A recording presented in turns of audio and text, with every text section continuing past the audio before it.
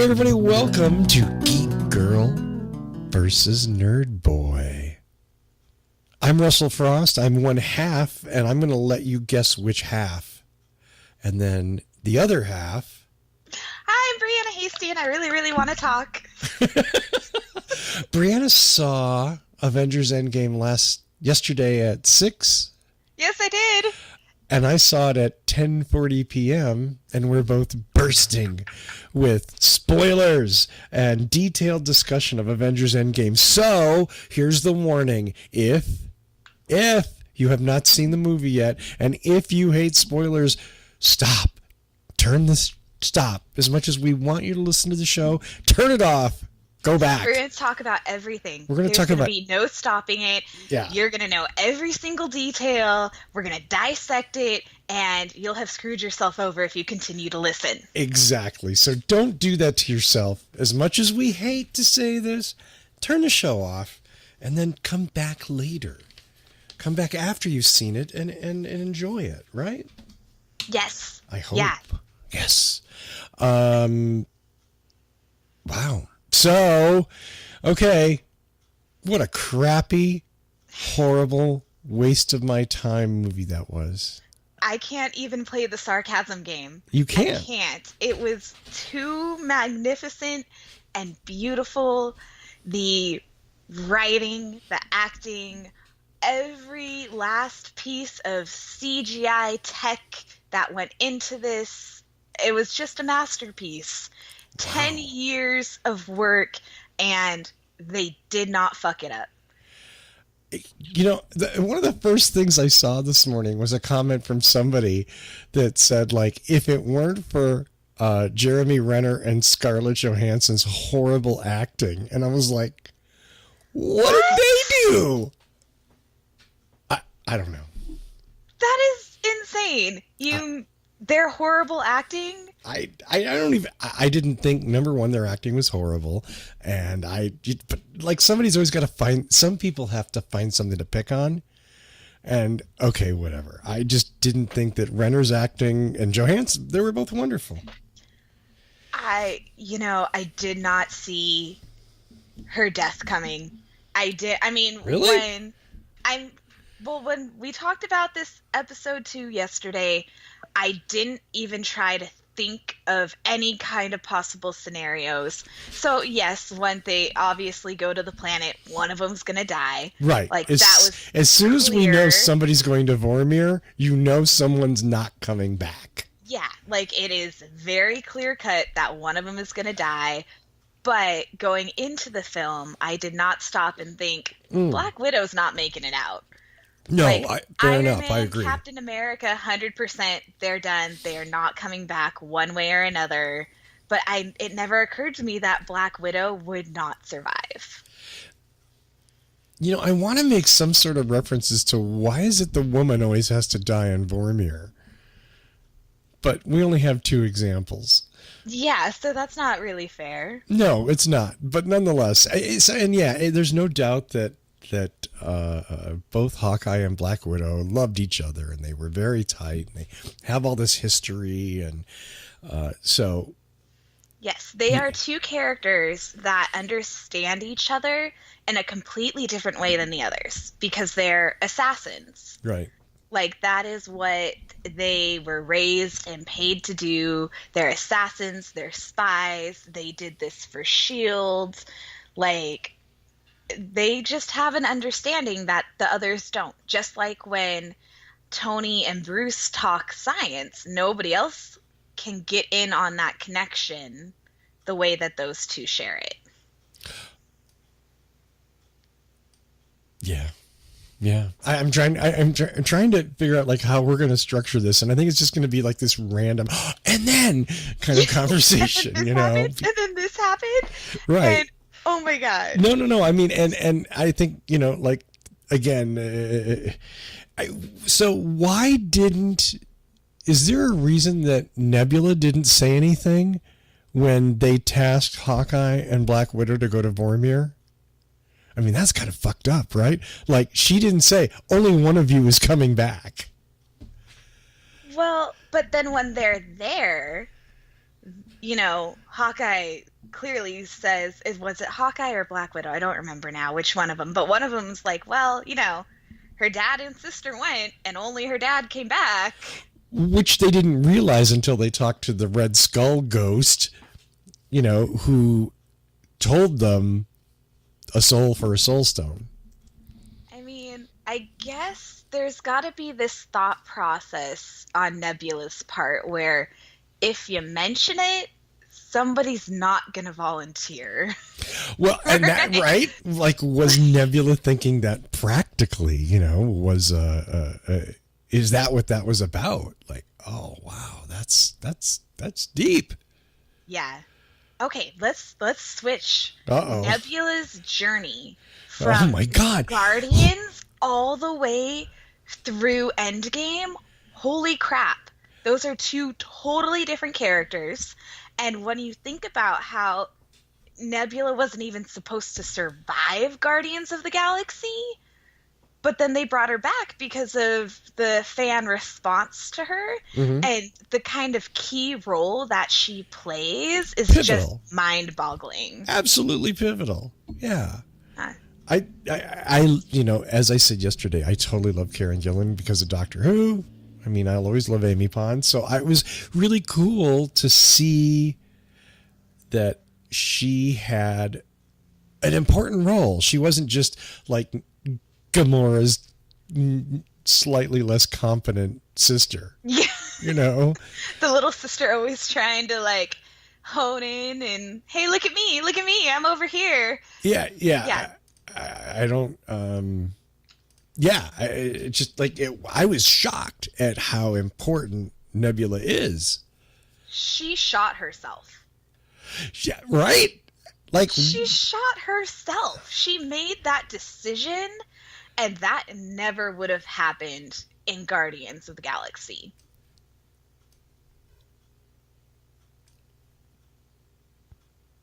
Why? If it came between her choosing the entire world versus surviving herself, right? She never would have made that choice. You think she would have sacrificed herself? No, she wouldn't have. I'm saying on her character journey. If in the very first Guardians of the Galaxy, right, there was some moment where she had to choose between her life and protecting others, the clear answer is that she's going to choose her to live. I mean, there was definitely evolution. If like no other movie in this series, this showed character development, changes of people over time. Right? Do I even need to say Hulk?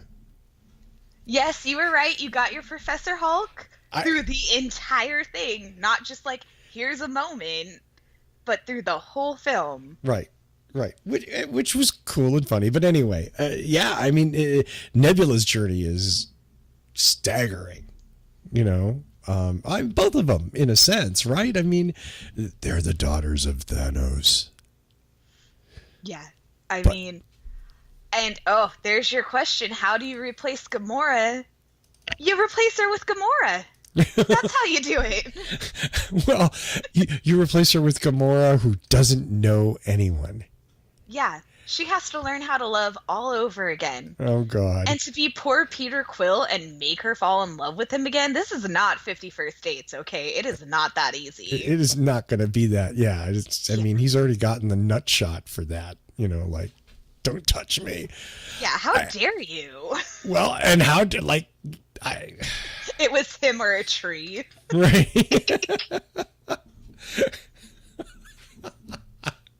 That was a good line. It really was. And talk about a sister moment right there. Your options are this idiot or a tree. You should have chose neither. Right. Well, and I'm not even sure how the tree was part of that decision process. I don't know. It was just, it worked. That whole line. And oh gosh, okay, let's switch again here. Oh no. Marvel learned from Black Panther. The women There's Peter Parker holding this Infinity Gauntlet. Captain Marvel shows up and he's like, how are you going to get through there? And then all of the Marvel women just assemble around them. And it was magnificent. So, one of the other comments I've had from a friend was that was entirely gratuitous pandering. And I thought, So? dude, that is so, like, God, are you really that cynical? Because, like, for my entire life, all I've ever seen are heroic tableaus of men. So here we have this one moment, one moment, and it is literally a moment where there's this magnificent phalanx of women, all from this, all from the MCU, and it's like, wow, that's pretty fucking cool. I mean, that was my first reaction. Like, wow. And my first reaction wasn't like, why are they pandering to the chicks? I mean, okay, you want pandering? How come every single woman in a comic book is nothing but boobs? Well, comic yeah. books and video games, it's nothing but boobs. So we have this amazing moment in Endgame where Shuri, Pepper Potts, Valkyrie, Scarlet Witch, they all line up and just take center stage. Like, it makes me emotional, man. I am on the verge of tears right now. It was beautiful. Because as a woman, you didn't get many of those moments, do you? Yeah, I can't think of one. I Right. just can't. Right. No, I mean, outside of Black Panther, that's the only time. Because when I was watching Black Panther the other day, I was comparing the loyalty of the female warriors versus the male warriors. right. And, like, that's the only real time where I'm stopping to think, like, let's look at how the women are thinking in this situation. And, yeah, you don't get it. And there's another quick moment in Infinity Wars when Scarlet Witch, Black Widow, and Okoye are teaming up to take down the female, Right. right? Like, the they can scary only goat fight a girl, woman. yeah. Yeah. But no, they're like, let's take on Thanos. Let's do this shit. It is interesting. The Kingsguard's all women, right? Mm-hmm. And I mean, I think the reason for that in the comic book was pretty obvious. The really cool thing is how in the movies they've managed to kind of flip that, and it's not just about like hot chicks, with spears. It's about empowerment. Mm-hmm. It's a very interesting. I guess I had trouble with my friend's use of the word gratuitous, because that was like, it wasn't, this wasn't objectification. Not Seeing at this all. phalanx of women, it was like, I don't know. It just didn't, what isn't gratuitous in a comic book movie, for God's sakes? I mean, all of them. Wasp gets her moment. She goes from Ant-Man and Wasp, where she's making fun of Ant-Man for calling Captain America Cap, to getting to say it herself. Right.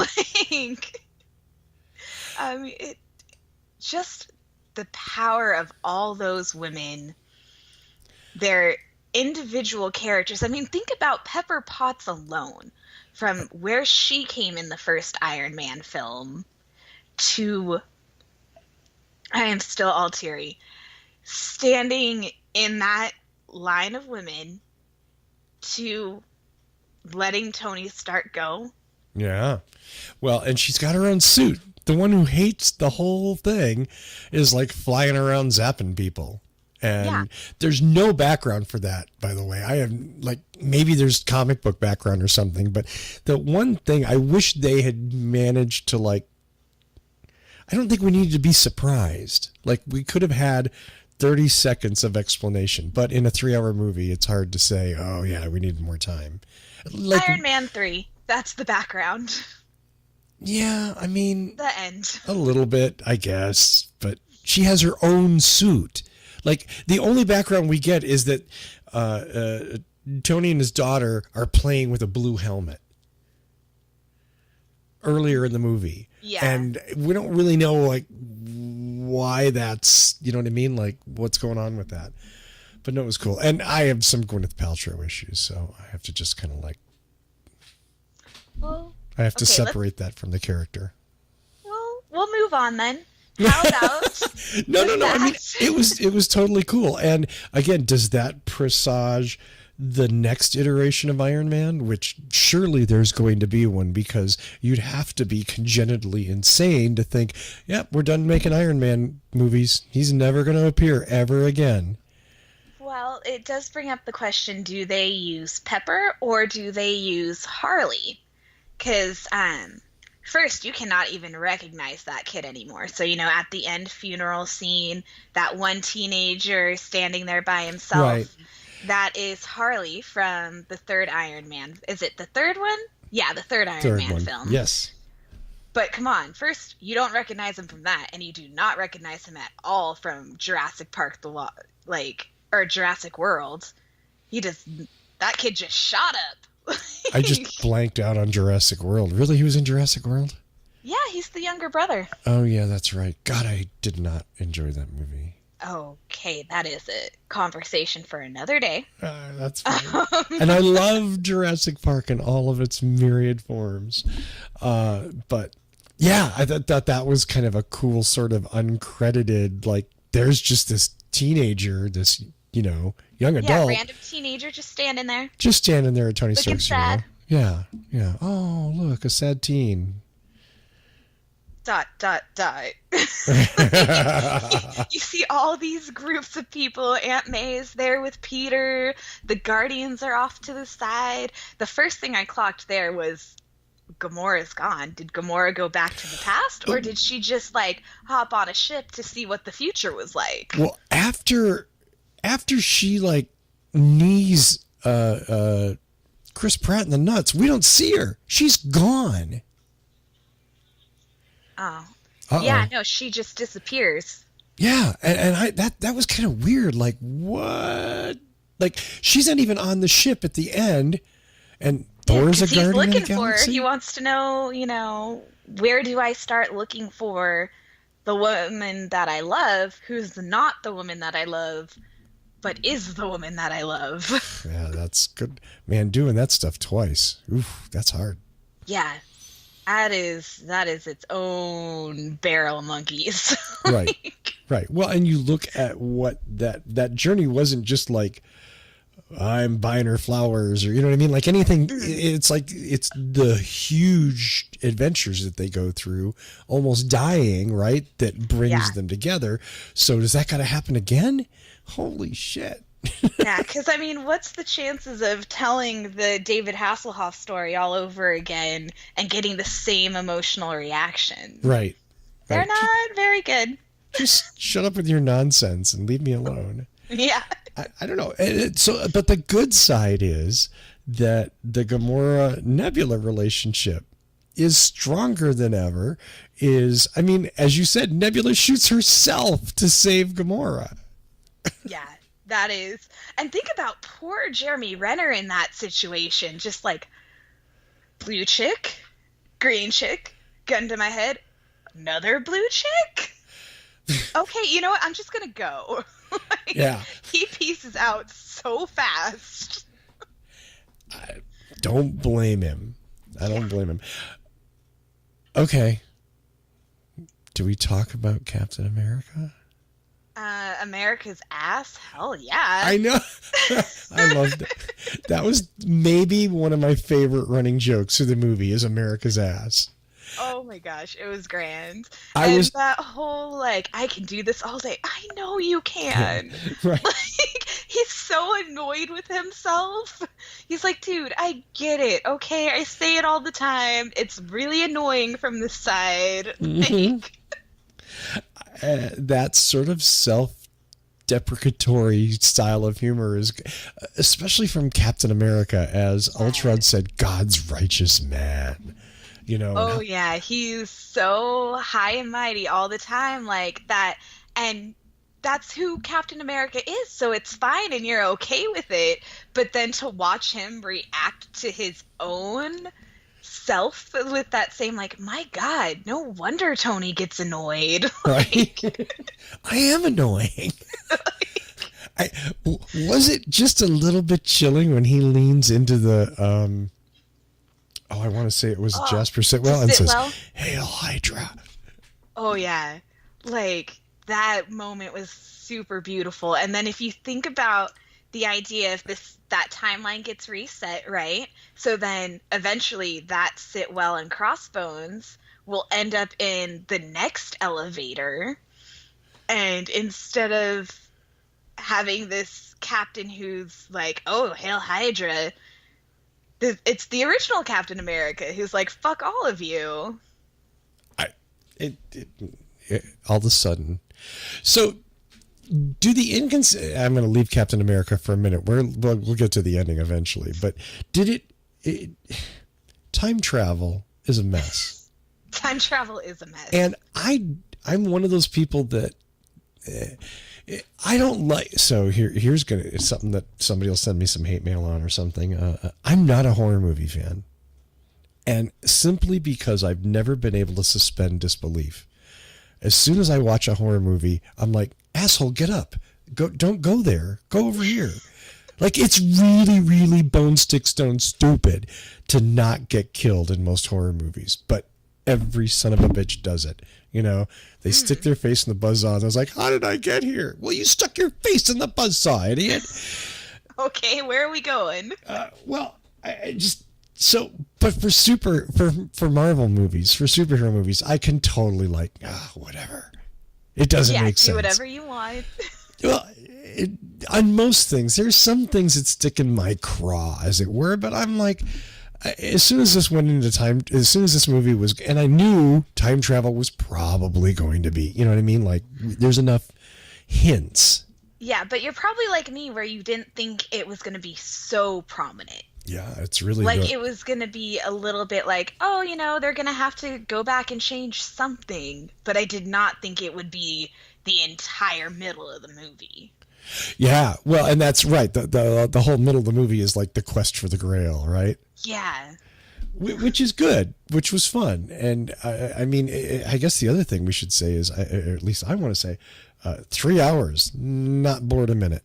Not for one single second. Nope. Not bored for a single minute. There's no good pee spot. There is not. I did avail myself. Luckily, the bathroom was right next to the theater, and I didn't miss very much. That's good. There was one guy. I felt so bad. It was in the middle of the battle scene. I think he missed all the women gathering together. Aww. And I just watched him go down the stairs. I'm like, you poor son of a bitch.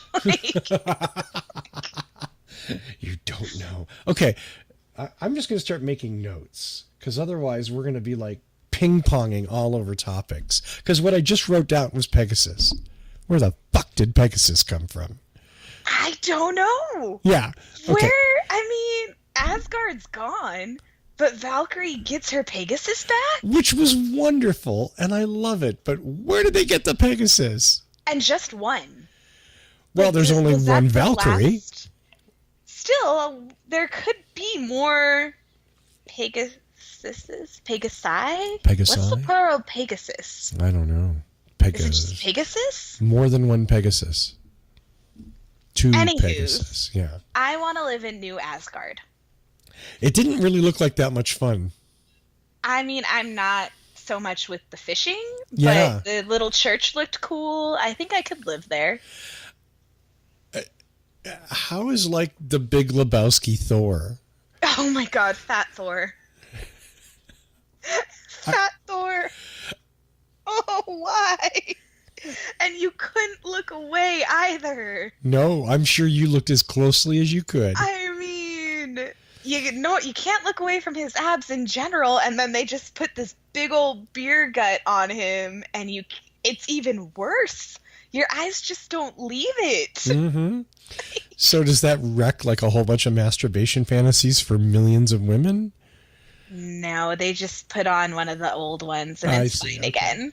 I mean, not that I take pleasure in that per se, but I'm just saying, like, yeah, Fat Thor was like, whoa, okay, did not expect that. That was a shock to the world. And with Guardians 3, is he still Fat Thor? Or will his time pass? Well, and then he and Star-Lord are working out. Yeah, I mean, at one point, like, he does the whole lightning thing and he's in costume for the first time and his But it was beard's still fat. braided, but he was still Tubby Thor. Yeah. His beard got braided, but he's Tubby Thor. How does that work? I mean, he just needs to listen to his mommy and eat a salad. That was a really nice moment. Like, he got to go talk to his mom. Yeah. Yeah. I wouldn't argue that. I mean, you think back to that whole. And every time I see it in Infinity Wars, all I think about is Robin Hood Men in Tights. Like, my best friend's dead, my brother's dead, my sister killed. Yeah.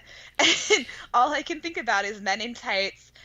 What happened to your dog? Got hit by a cart chasing the cat. What happened to the cat? Cat choked on a fish. Like, fish got eaten by the cat. Like, every time I hear it. So here's Thor. I was not also expecting him to be the most screwed up. I was thinking, he's a king. He's Thor, God of Thunder. He's gonna rally and hold this strength. But losing everyone, killing Thanos, and it not mattering at all, and it just fucked him up good. Well, yeah. I mean, I think it's a wonderful character study. You know what I mean? Like, because I was never a comic book Thor fan because, God, reading those things is just tedious. I mean, some cool art aside, script wise, I am Mighty Thor. Yeah, that's like I can do this all day. That gets old after like 50 times. So I like Thor that isn't perfect. That isn't perfect. That isn't. Yeah, I don't want to say he isn't invincible because he's still pretty strong and all that. But yeah, and what's up with Captain America and Mjolnir? When did that? Like all of a sudden, not all of a sudden. They set it up. Age of Ultron. Right. My favorite scene at the party when it moves and Thor's like, "Oh shit. I'm in trouble." Right. But he gets it to move, and then here he's just like badass with the hammer. Again, this is what you were just saying. Like, you can suspend your belief because Marvel does such a good job. Yeah. No. That you can just be like, okay. If this is what you want to do, let's do it, man. I'm down. And how badass was Captain America with Thor's hammer? Oh yeah, super badass. Then Thor holding the axe and the hammer. Yeah. Now, once again, like if you have too much time in your hands and you want to nitpick, so if they took the hammer out of that one time, then yeah, then does Thor not? I mean, would they have to take the hammer back? Wait, didn't he? Captain America took the hammer on his mission to return all the Infinity Stones. Yeah. All right. So he did return it, because other words, Thor couldn't lose the hammer, which means he couldn't get the axe, and then your brain explodes. I guess. I don't know. I mean, I kind of like the axe. I like the axe too. I still think Stormbreaker's a stupid name, but whatever. I agree with Rocket. Yeah. Stormbreaker. Okay. Rocket Raccoon. I mean, he and Nebula are the hardest of the Guardians, right? They do not show their emotions easily, and yet here is Rocket, who is making friends with all these Terrans and ready to do whatever he needs to do to either honor his family or get his family back. Right. And his plea with Thor, like, I'm sorry you lost everyone, but we have a chance to save more people. Like, you can't get your mom back, but you can help me get my family back. Yeah, I felt it. I was there.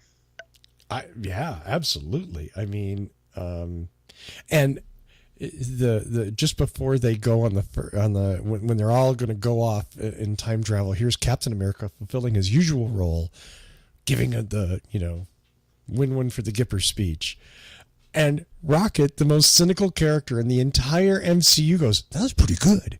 Yeah. Right? Like, how out of character is that? He's good at that. Like, he just wants that extra bit of hope. That's what they're all looking for. It's just a little bit of hope. What did you hate about the movie? Anything?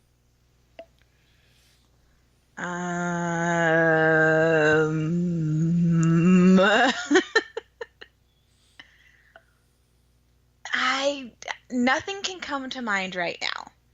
Maybe after viewing number 3 or 4. Yeah. When I start nitpicking at the little details, I'm sure that there is something there that I will find. But right now, I am riding that high of they did so good. I loved it so much. I mean, first, let's honor that rat before we go any further. Oh, God. That's been all over Twitter this morning, too. The rat who saves the entire universe. Yes, that rat did it. Okay? We'd all still be screwed. And, how bad do you feel for Scott Lang losing 5 years of his daughter's life? Well, I mean, in the context of all of it, I didn't even really think about it, because in the end, he got everything back. In fact, what's interesting is we never see, and I don't know that we needed to, but we never see his ex-wife and her husband, right, who are huge characters. Yeah.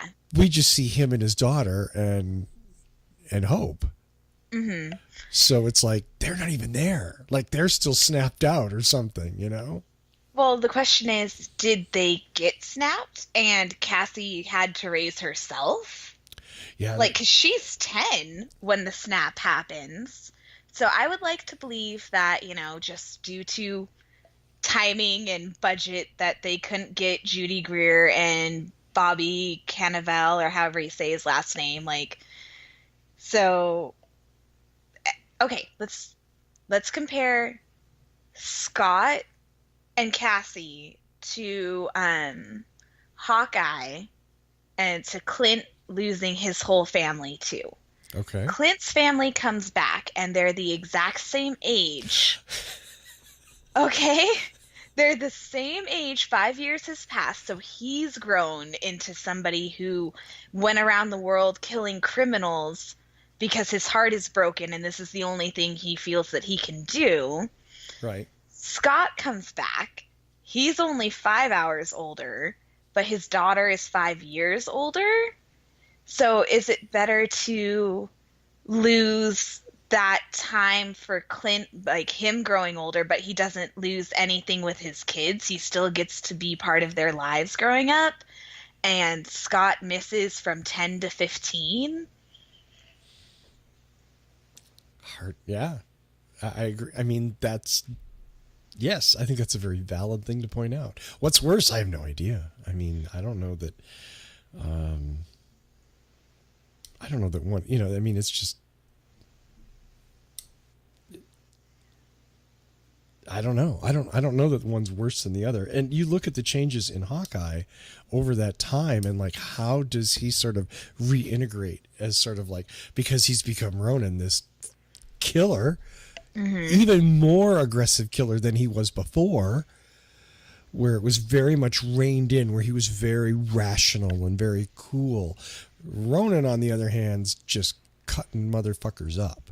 Oh yeah, he does not hesitate. I mean, you hear War Machine talk about seeing one of the scenes that he had investigated, trying to find Clint, and he said it was just amazing. And, even... yeah, like, we don't want to find him, is right. what he tells her. Right, even Black Widow's like, yeah, that was pretty out of control. So clearly, he had some issues he was trying to work out. Mm-hmm. Just a handful, Yeah. via dissecting criminals. Gosh. Okay. I mean, we're jumping around, and that's okay because it's hard to find a spot to focus on. If this was a professional show, we'd have like a script and some notes and a producer that would be like outlined the whole thing, but we don't have any of that. No. No. I want to go back to Captain America. Okay. How are you with the ending? Okay, this might be a part that I nitpick. This might be something I Whoa. actually have some issues with here. What ends up happening to Sharon Carter? All right. He goes back. I'm happy that he gets to be with Peggy. Good for him. Captain America deserves to get that. He has worked his ass off for 100+ years. Like, let's give him some time to rest. But then doesn't that mean that, I mean, was Peggy married and divorced by then with a kid? And Sharon still comes into existence? Oh, because it's Aunt Peggy. It's Aunt Okay. Peggy, yes. Yes. Okay. So maybe that it's okay. I mean, I don't know. I mean, so my assumption is that he went back way before she got married to somebody else. And I think that's the implication of what goes on in the movie. And then married her and lived happily ever after. Now, is she alive or dead at the end of the movie? We don't know. You know what I mean? Like, there's Captain America with a wedding ring and a shield in a bag. Did you find anything unusual about him giving the shield to Sam? not in the least. Okay. I didn't either. But again, one of the discussions I had this morning with another friend was that he thought it was just weird that he would just toss the shield to him. And I'm like, how? It's like his sidekick. It's like Batman Yeah. and Robin. Yeah. I mean, there is nothing odd about it at all. At one point, Bucky does take over the role of Captain America, but it's not for very long. In the current new Avengers, it's Sam as Captain America. Like, they're the same. He still gets to keep his wings, but he's red, white, and blue. Oh. So it's... And he has a shield. Yeah, it's totally... Does he have a shield? I don't recall now. I don't know. But yeah, I'm fine with it. I mean, what does he say? Well, the very first second that Sam gets introduced, I was already in love with him. Oh, he's a great character. Absolutely. And a He's- wonderful actor. Yeah, Anthony Mackie, just his relationship with Chris Evans, their chemistry on screen and building that friendship. It's so natural. The whole I'm on the left thing, Right. like, don't say it. Don't say it. Like, just that, from that second, I was cool with whatever was going to go down. And then he tells Nick Fury, like, I do what he does, just slower. So he's there. He's a soldier. He lost his best friend in battle, just like Cap did.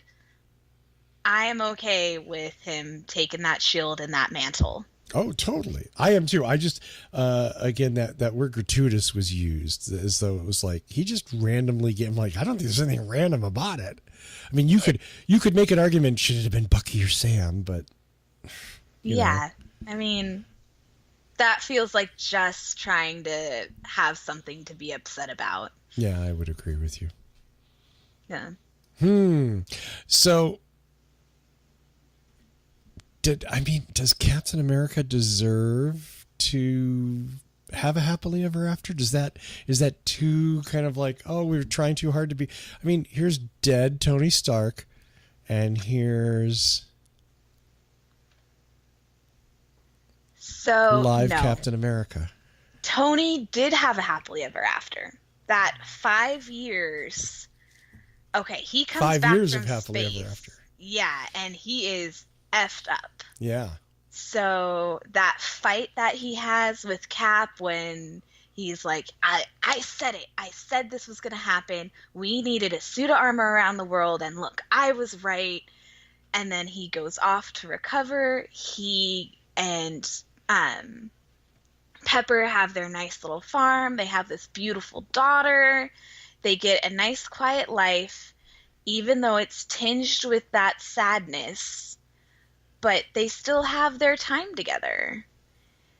And I don't think he loses anything with his death because of what he got to accomplish. And same thing with Captain America. Like, his happily ever after lasted a lot longer, Yeah. but he also had to give up the life and friends that he had in 2000 whatever to go back to the 40s or 50s or what have you and start again. Right. It's the same thing of Hawkeye versus Ant-Man and their family. Which is better, which is worse? Right. Or do they both have their positives and negatives? And you just have to, I think our own personal experiences will tilt it one way versus the other.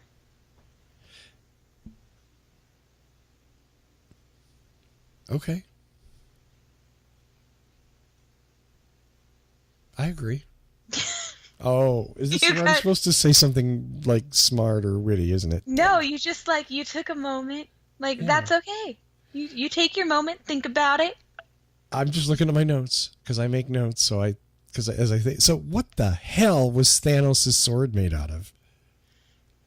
I don't know, but Captain Marvel broke that shit in half. Well, after that shit chewed up Captain America's shield like a lawnmower and a cheap plastic toy. Yes, that poor shield, man. Then he straps it back onto his injured arm. That was hot.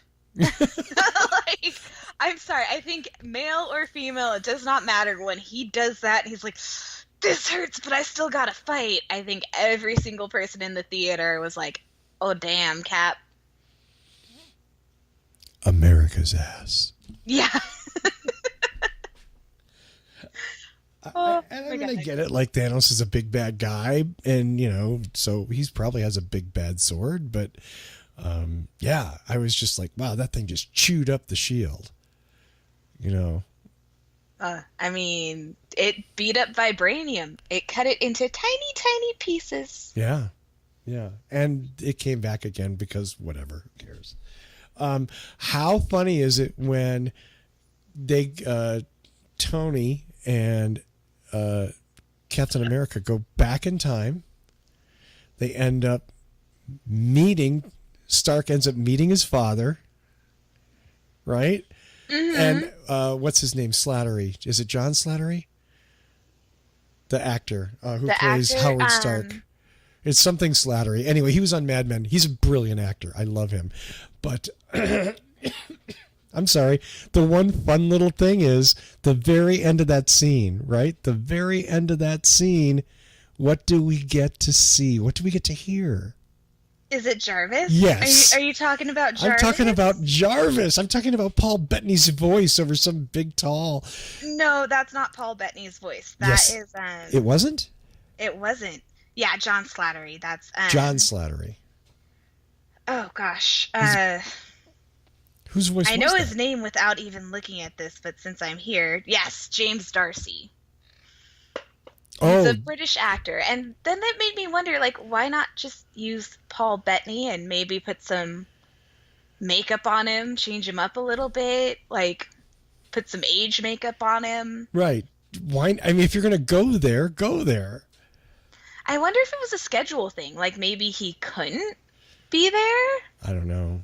Which brings me to my next thing. How sad am I that there's no Vision ever gone by? It makes me so sad. So, I mean, we've lost Iron Man, Captain America, Black Widow, Vision. Was there... am I missing someone? Somebody else who... Oh, Loki's not coming back. Yeah. Loki's dead. Apparently. Technically, Gamora's dead, but not dead. I mean, Gamora's dead, but we have old Gamora. Mm-hmm. Pre-Guardians Gamora. Yeah, and that's kind of weird. It's just... and then again, back to the new... So Guardians... I did read somewhere that Gunn is going to direct Guardians 3. Okay. So they've already like committed to that. What? I'm playing with some nail clippers. Oh, okay. You look Just like you were injured gonna pout for a second, and I was like, "Are you? What did I say?" myself. I injured myself. I tried not to make an ow No, no, sound that's so okay. I can keep the look off my Ouch! face. Don't hurt yourself. Don't no self harm. Okay. Okay. I'll So put that down no, now. no, no. Play with whatever you like. Here I have a razor sharp knife that I tend to fiddle with. Look. That you keep in your drawer. Like, Well, I no. Actually, this one lives on the desk. why do you have two knives readily available? Oh my god, she's opening a drawer now. How many? Two, three. Three knives. Okay, you have three knives readily available. Four. The pocket knife is not that scary, but it'll still do some damage. Five. What the hell, man?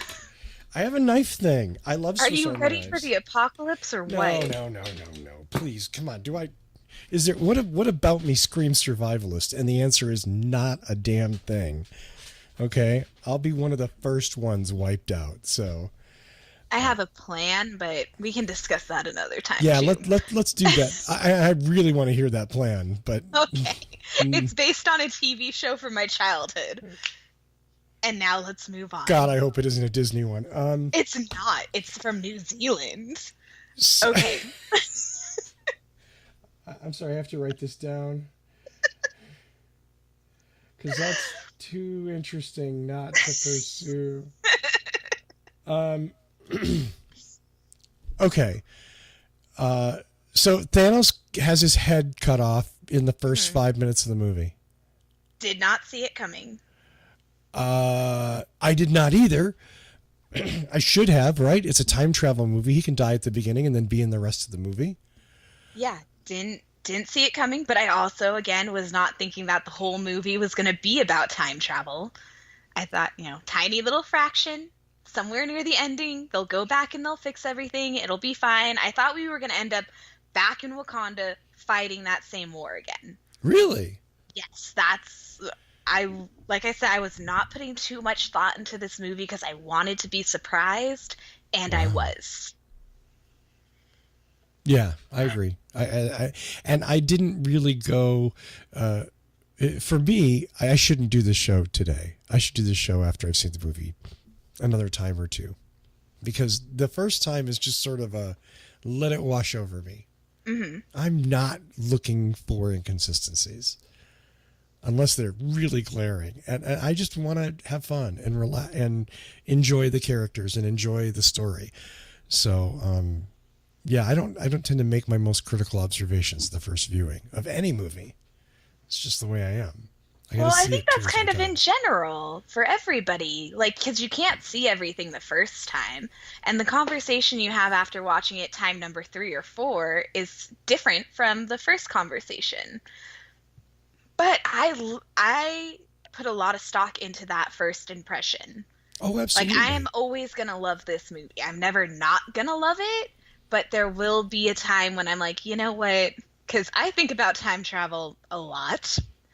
So this is going to be a whole conversation. And oh my God, between Rhodey and Scott, their hearts are just broken when they're told to completely throw out what you learned from every time travel movie ever.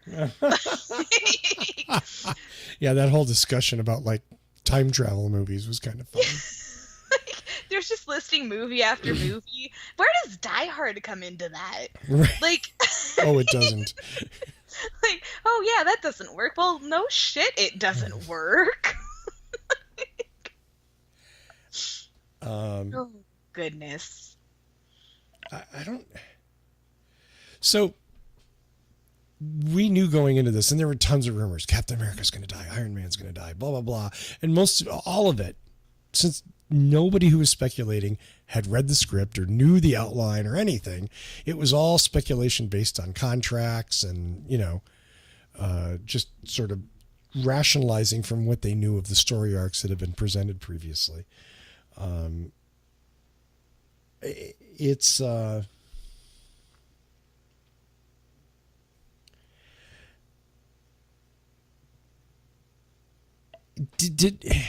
I don't know how to phrase this. Did the right people die? Could they have done it differently? Was there another way? Like, so two people go to Vormir. For one of them to come back with the stone, we knew somebody had to die, but that could have just as easily been somebody else. You know what I mean? Another two people, right?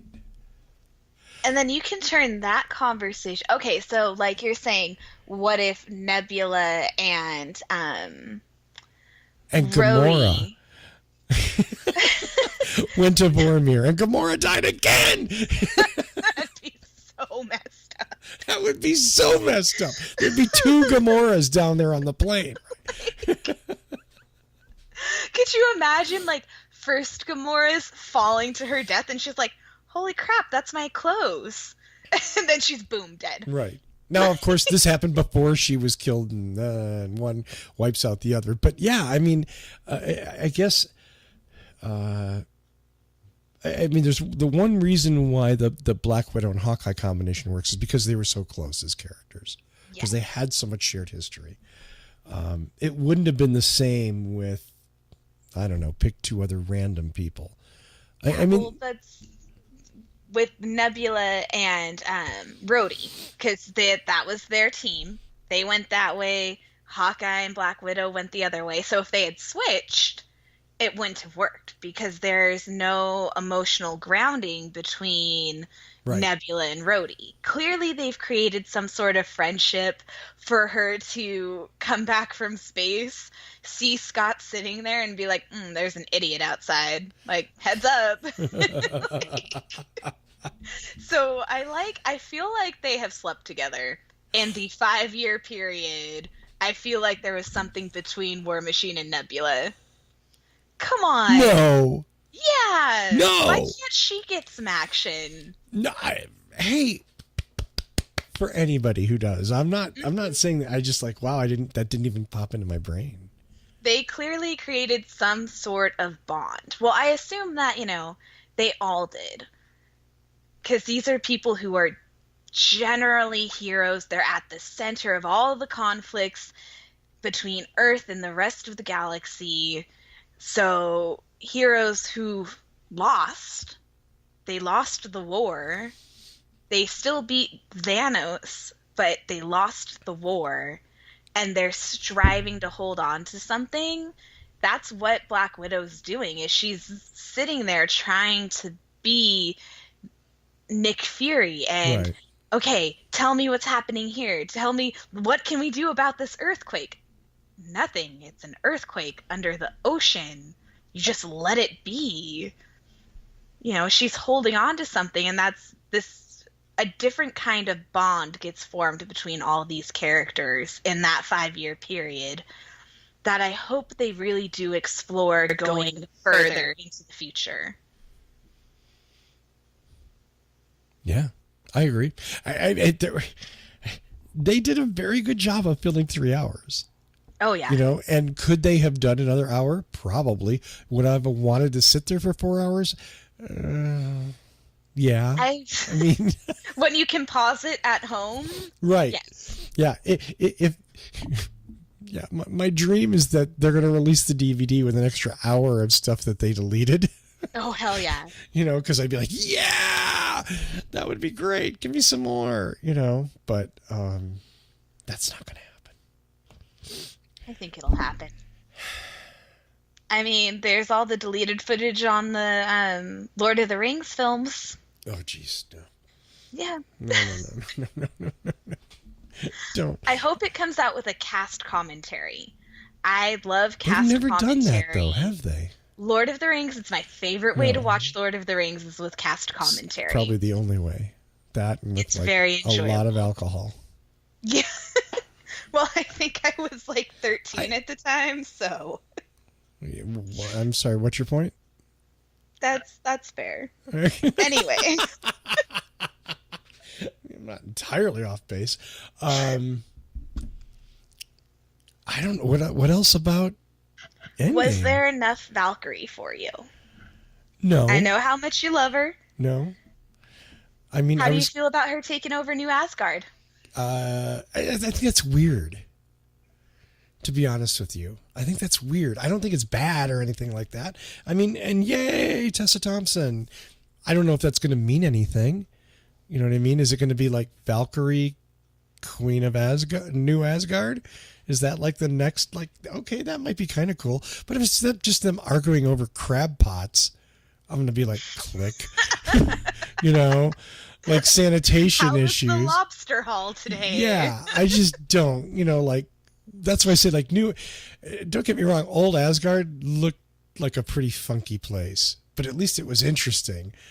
New Asgard, whatever. It looks like a BBC show. It looks like a bad BBC show. you know. So, I mean, it was wonderful to see her, and it's cool, and more Valkyrie. But I like her better in her outfit with a sword, and, it was great seeing her on the Pegasus, even though I was like, where the fuck did the horse come from? But nonetheless, still great. So they had the perfect moment to toss in a handful of actors from Agents of S.H.I.E.L.D. And they didn't. Nothing. It was right there when Doctor Strange is like, "Oh, did you want more people? Yeah, guess what? There's a whole TV universe of more people you could have brought to that fight." And they didn't need lines, just a second. Well, all they had was those actors in front of a green screen, and then they could have put them right in there. Speaking of no lines, Nick Fury gets not one single speaking line. He's just on the porch smiling and kind of like at a funeral, not smiling, but just, and not that I'm a huge Nick Fury fan. I mean, I think Samuel L. Jackson's done an amazing job with that role, but making a really boring stock comic book character from the old days interesting. Because old Nick Fury was just tedious as hell. So I mean, credit to him for that, but yeah, I mean, he doesn't even get a speaking line. Where's the interaction between him and Captain Marvel? Like, even just a head nod, right? And well, where does Captain Marvel go? To the rest of the galaxy? No, but I mean, now. I mean, no. Why does everyone keep questioning her? There's other planets. During the battle, like, she's all over the place, and then Thanos kind of like boom, nails her, and she goes off, and I don't think you see her after that. I am okay with that. We didn't talk about it in our second episode, but Captain Marvel to me is just okay. Like, the movie was, it's good. It definitely has its good points. Good night. But it's not my favorite, and I think, like, she shows up at the beginning of the movie, and they kill Thanos, and then she has to go off and do her other stuff, and it works because this was about the original Avengers, and it doesn't quite work the same way if she travels back in time to the Battle of New York, like, because otherwise that battle would have ended, because she's there to fight it. So it works that she's not there.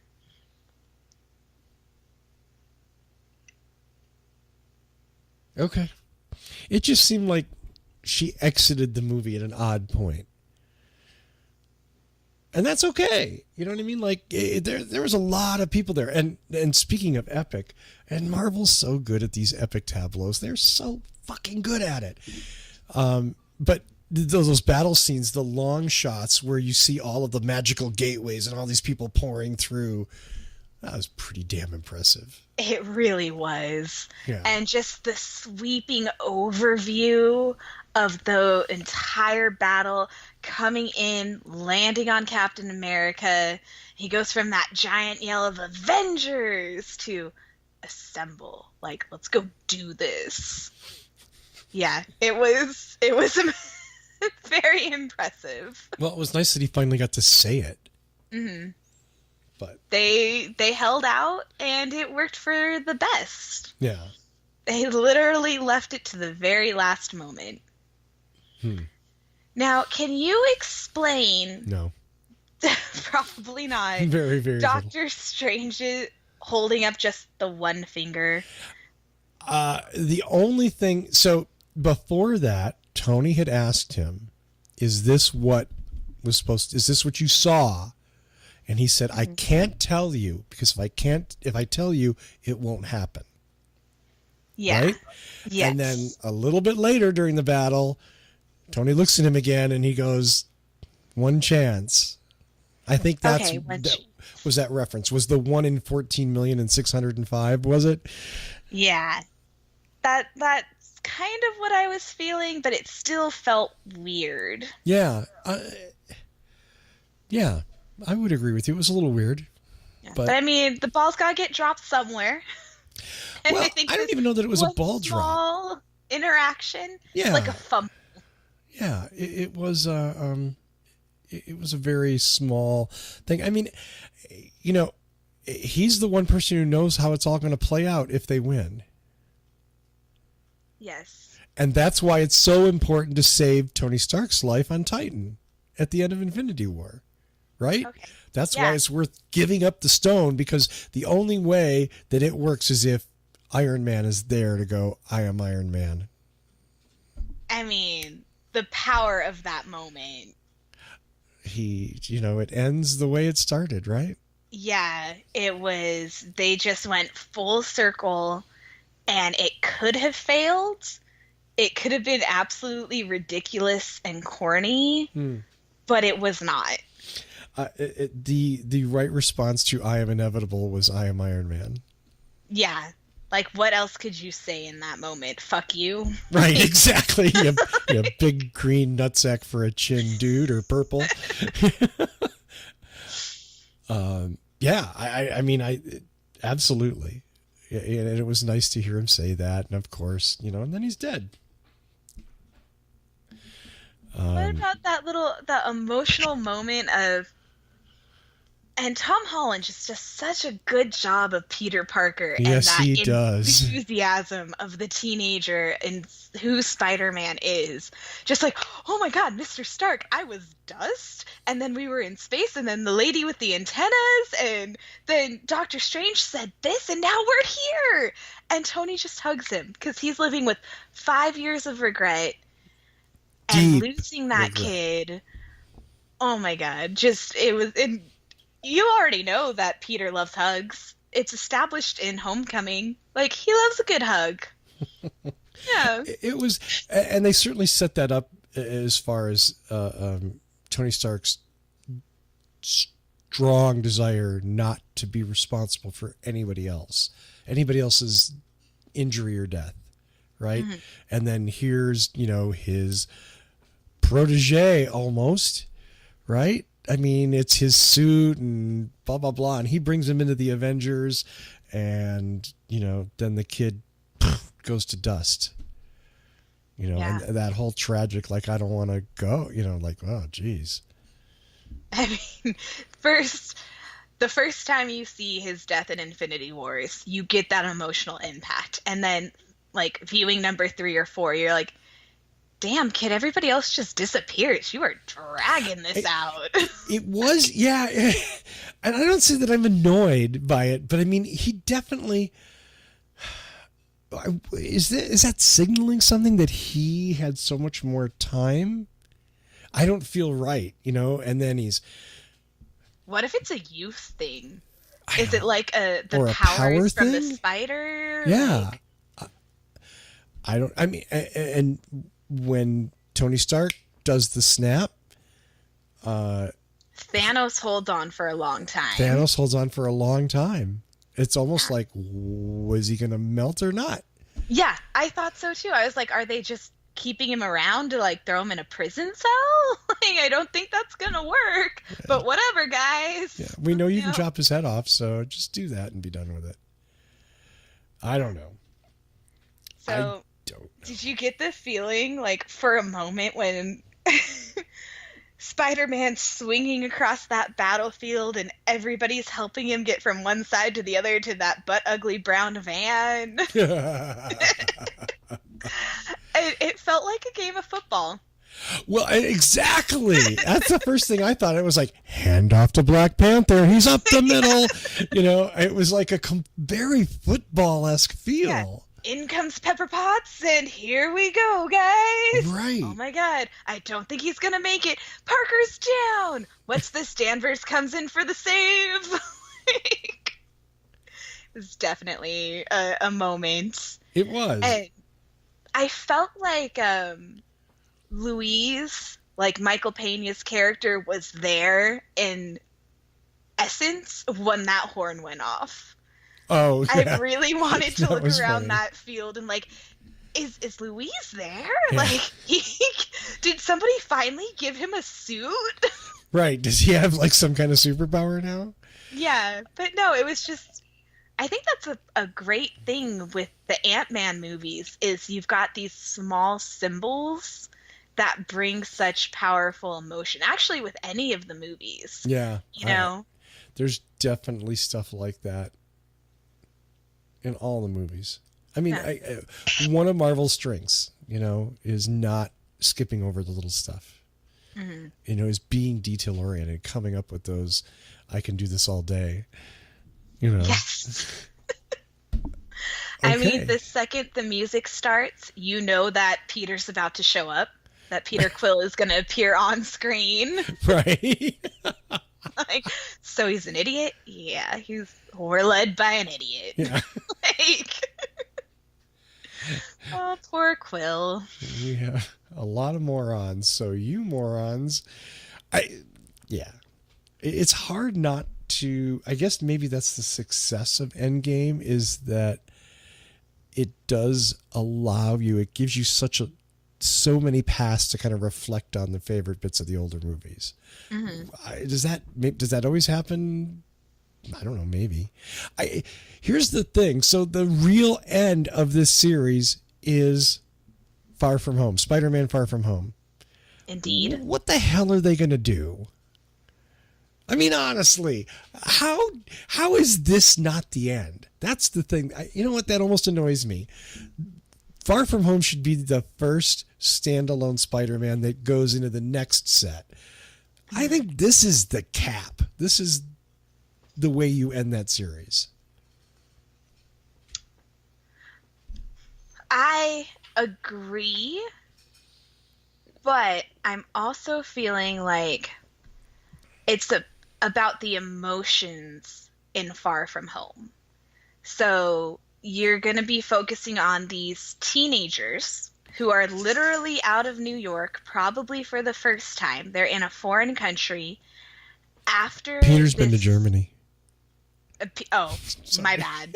Sorry. I mean, Flash Thompson clearly has some money. Who's to say he hasn't I'm traveled? just giving you a hard time. I'm sorry. But teenagers are already full of so many emotions. And they've gone through this big, terrifying thing with the entire galaxy. So now we get to explore how they're going to react in Far From Home. And it's probably going to be a good scale for measuring the rest of how the universe is going to react too. I mean, does Mysterio get created because of the events of Infinity Wars and Endgame? Well, and I'm super interested because I love Mysterio. So I'm very interested to see how that whole thing plays together, which is again why I don't know that I want a lot of baggage from this part, Mm-hmm. I think I want, because there are more Spider-Man movies, right? At least one. At least one, right? So, yeah, I don't know. They only signed him to 3? I really don't know. I don't either. God, you would think somebody would have said, maybe we can go farther than 3, but who knows? That's just crazy. I don't know. I got nothing. You got nothing. All right, I gotta head out the door in a little bit. Yeah, no sweat. I think we're just over an hour, so I think we're good. Yeah, and I think we've covered so much. It's crazy.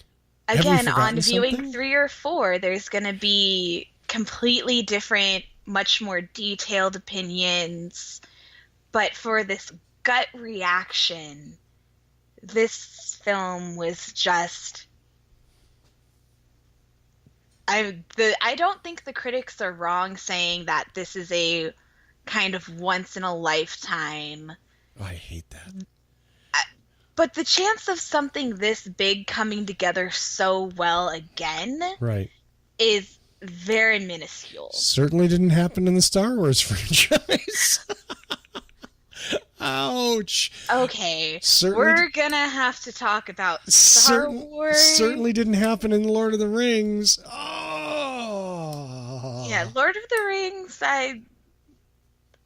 these are conversations for another day. They are indeed. And see, here's me sowing the seeds for future shows. No, I agree. I mean, it is Homeric in scope, this show. This movie is just, it's insane how, like I said, those battle scenes at the end are just, they're mind-blowing. I want to watch this on the computer on, streaming or DVD or whatever, just so that I can kind of stop and look and take this all in, because it's, it's flashing by you at 24 frames a second on the screen. You're not really, like you can't hit pause and go, holy shit, look at that. It's incredible. Yeah. Hey, quick question. What about Russo showing up there in the support group? Was it Anthony or Joe? Which Russo brother was it? I don't know. I didn't recognize them. I couldn't pick them out of a lineup. So was that really one of the Russos? Yeah.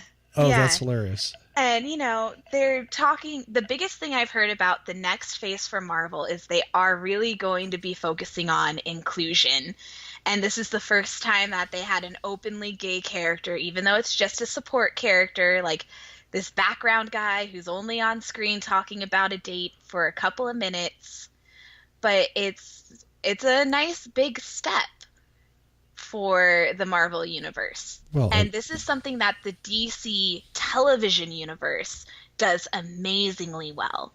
Inclusion is incredible in the DC television universe. Marvel is just starting to tap into that. And I think it was a nice little, hey, guess what? Bunch of gay people disappeared in the snap too. Just so you know, dating's hard for everybody after the snap. Right. No, I agree. I'm all for it.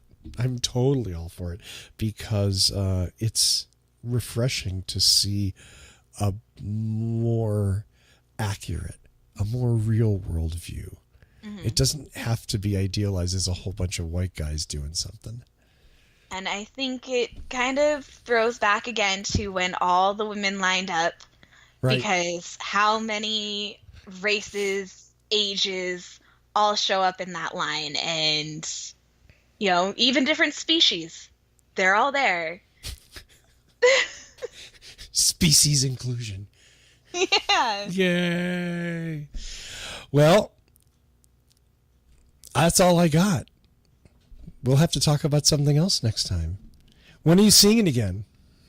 I don't know. It depends on how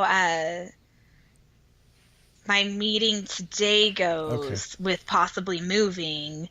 Oh. If I don't move, then that's going to affect my money. Okay. If I do move, that's going to affect my availability. I gotcha. Well, thanks to everybody for listening to this show.